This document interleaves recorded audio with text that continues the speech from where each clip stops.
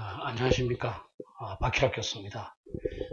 오늘은 지난 10월 5일 날 스웨덴 스톡홀름에서 있었던 미국 비핵화 실무협상 결과를 보면서 제 나름대로 한번 시각을 말씀드려보고자 합니다.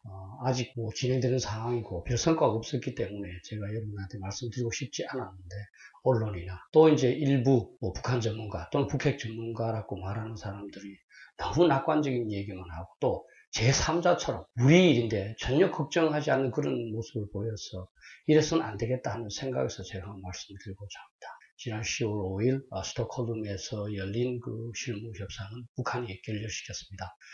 북한이 말하는 결렬 이유는 미국이 새로운 셈법을 들고 오지 않았다는 겁니다. 그 새로운 셈법이 뭐겠습니까? 북한의 핵무기 보유를 인정하라는 겁니다. 그건 말이 안 되는 거죠. 근데 아마 우리 일부에서는 미국이 그런 것도 이제 양보해야 이렇게 말하고 있습니다. 저는 너무 화가 납니다. 결렬 자체도 그렇지만 북한의 대표가 이제 가면서 한 여러 가지 얘기가 굉장히 마음에 걸립니다.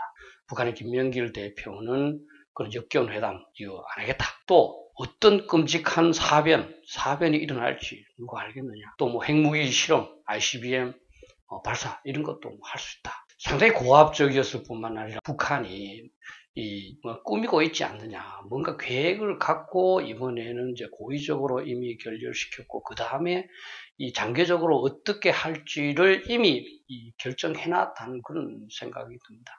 이거를 어머니와 아버지의 시각에서 한번 여러분들 말씀드려보고자 합니다. 어머니와 아버지 두 분 다 이제 자식들을 사랑하고 집을 사랑하겠죠. 그런데 아버지는 주로 이제 낙관주의고 또 다른 사람을 참 잘 믿습니다.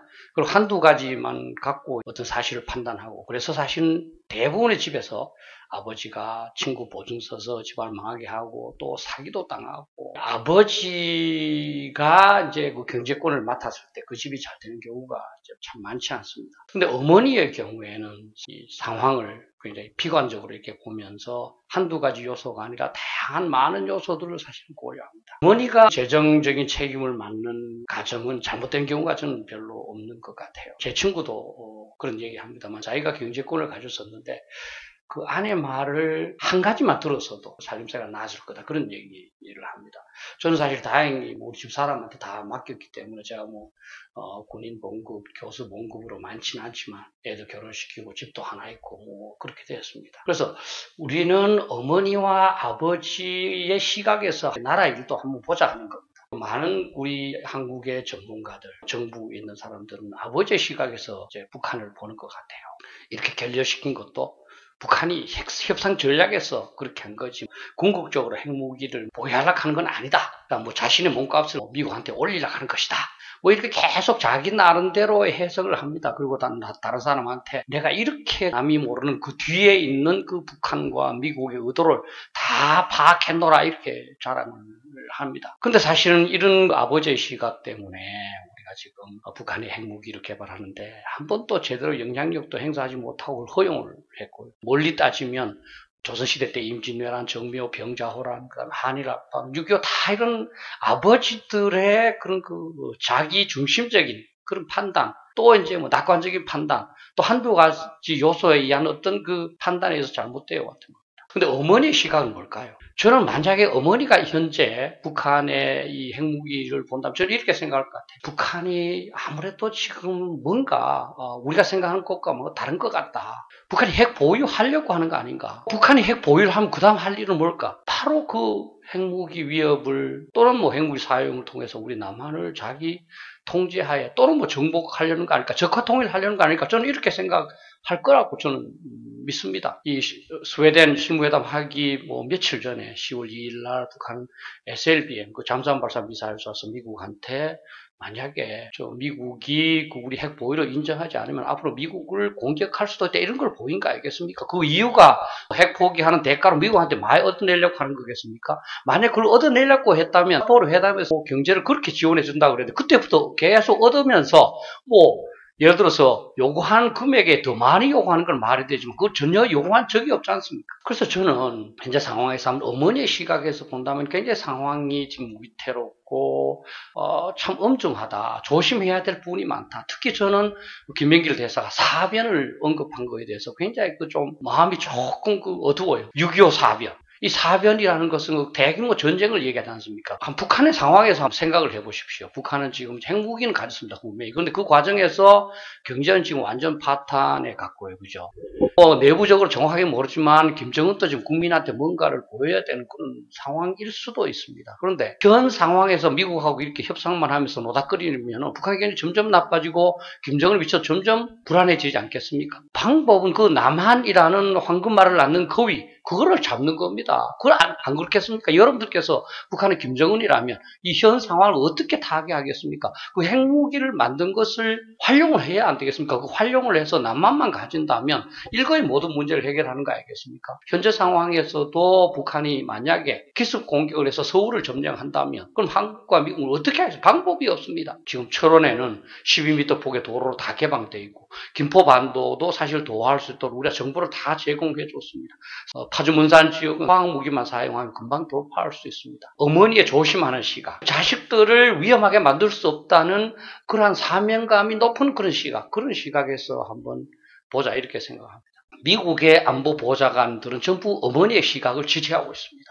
지금 트럼프 대통령이 이제 대통령이 되고 나서 세 사람의 이제 안보 보좌관이 다 이제 임을 하고 네 번째가 있습니다만 첫 번째는 선거를 도운 사람이라서 짧게 이제 끝냈습니다. 두 번째 맥메스터라는 사람은 일본 TV와의 그 회담에서 북한이 핵무기를 보유하고 하는 목적은 간단하다. 뭐냐? 한미동맹을 핵무기를 통해서 와해시키고 남한을 적화 통일하는 것이다. 분명히 얘기했습니다. 남한의 빨간 깃발을 꼽는 거다. 이렇게 이제 표현을 했습니다. 그리고 최근 사임한 존 볼튼 뭐라고 얘기했습니까? 일부에서는 북한이 핵무기를 포기하겠다는 전략적 결정을 내렸다 이렇게 말하지만 자기는 반대다. 북한은 어떤 수단과 방법을 사용하더라도 핵무기를 보유하겠다는 그런 전략적 결정을 내린 것 같다. 그래서 트럼프 대통령의 비핵화 협상은 실패할 수밖에 없다 이렇게 했습니다. 전 세계에서 가장 많은 또 정확한 정보를 다뤄본 미국의 국가안보보좌관을 역임한 사람이 전부 어머니의 시각을 말하고 있습니다. 그럼 그 말을 믿어야 되지 않겠습니까? 이제 어떻게 하시겠습니까? 지금까지와 다른 자세를 가질 필요다. 아버지의 시각에서 좀 벗어날 필요가 있다. 첫째, 제발 단정하는 자세를 좀 하지 말라. 북한 문제나 미국 문제, 중국 문제 얘기할 때마다 막 자기가 꼭 그걸 앞에서 본 것처럼 막 단정하는 사람이 있어요. 이렇게 전망하는 사람이 있어요. 그럼 맞겠습니까? 본인도 죄책감도 안 가는 것 같아요. 이 세상이 불확실성입니다. 그냥 이럴 가능성이 높다, 이럴 수도 있다 이렇게 말해야지 어떻게 저렇다 말하겠습니까? 제가 말씀드렸지 않습니까? 어떤 화가한테 물으니까 가장 그리기 어려운 것은 강아지고 가장 그리기 어려운 것은 귀신이다. 왜냐하면 강아지는 조금만 잘못 그려도 사람들이 알기 때문에 이게 잘못됐다 저게 잘못됐다 하는데 귀신은 잘못 그려도 누구도 말할 수 없다는 겁니다. 지금 북한에 대해서 막 전망하고 하는 사람들이 아무것도 그걸 확인할 수 없으니까 함부로 말하는 거 아니겠습니까? 그래서 점쟁이처럼 뭔가를 맞췄고 그럼 나중에 지나고 그게 맞았다 안 맞았다 하는 건 사이비 지식입니다. 그런 사람 믿지 말고 우리 국민들께서도 진짜로 상황을 엄중하게 보면서 내가 알 수 없지만 어느 쪽으로 지금 상황이 발전될 개연성이 높은가 이런 차원에서 보면서 균형되게 예를 들어서 어머니의 시각이 많으면 그쪽에 대비 태세를 높이고 아버지의 시각을 좀 믿어야 될 게 있으면 조금 안심하고 이런 쪽으로 했으면 좋겠습니다. 조금 힘들지만 최악의 상황을 대비하지 않을 수 없습니다. 어머니의 핵심이 뭡니까? 최악의 상황을 대비하는 거거든요. 여러분들께서 어렸을 때 기억 안 나십니까? 아무리 집에서 뭘 떨어져도 어머니한테 말하면 어디서든 뭔가 또 준비해 놓은 걸 갖고 나옵니다. 그만큼 어머니는 최악의 상황까지 다 대비하는 겁니다. 그런데 어머니와 아버지의 시각 중에서 만약에 어머니를 믿었다가 만약 틀렸다. 그렇게 되면 좀 더 비용을 투자하고 좀 더 노력을 투자하고 과도했기 때문에 조금 그 투자한 부분에서 손해가 발생할 뿐입니다. 근데 아버지를 믿었다. 그러면 나라가 없어집니다. 자, 예를 들어서 어떤 투자처를 찾았다. 그래서 아버지가 투자자 그랬다. 근데 어머니는 아니 그렇게 투자하는 게 너무 위험하지 않냐 했다. 어머니 말을 믿어서 손해보는 건 투자 좀 못해서 이익 좀 못 올리는 그 손해에 불과합니다. 그러나 아버지를 따라서 그냥 투자했다가 사기를 당해버리면 그 돈 전체가 날아가고 나중에 보증을 쓰면 집안 전체가 잘못될 우려도 있습니다. 실제 우리 역사상으로 보지 않습니까? 임진왜란, 정묘, 병자호란, 한일합방, 6.25를 당한 것은 전부 아버지의 시각을 믿었기 때문입니다. 현 정부의 위정자들, 대통령이나 참모든 당연하지만 이제 우리 국민들, 특히 젊은이들도 이제 안보에 대해서는 좀 공부를 좀 해야 될 것 같아요. 제가 오늘 아가모토의 눈을 달고 왔습니다만 지난번 유튜브에서 닥터 스트레인지를 한번 지향하겠다. 어떤 마법이라도 얻어서 이렇게 좀 나라를 구해보겠다 했지만 그 스트레인지가 마법을 어떻게 공부합니까?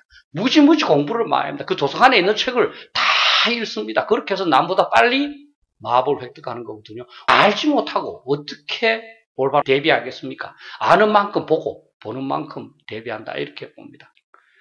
제가 여러분들한테 좋고 또 아름답고 편안한 그런 그 말씀을 드리면 참 좋겠지만 저는 현 상황이 너무나 엄중하다고 봅니다. 현실은 우리가 직시하지 않는다고 해서 달라지거나 없어지지 않습니다. 우리가 직시를 해서 현실에 대해서 최선의 노력을 다해서 타개하고자 할 때 조금씩 뭔가 달라지고 나중에 사람들은 그것이 마법을 써서 해결한 것처럼 그렇게 놀랄 겁니다. 참고됐으면 좋겠습니다.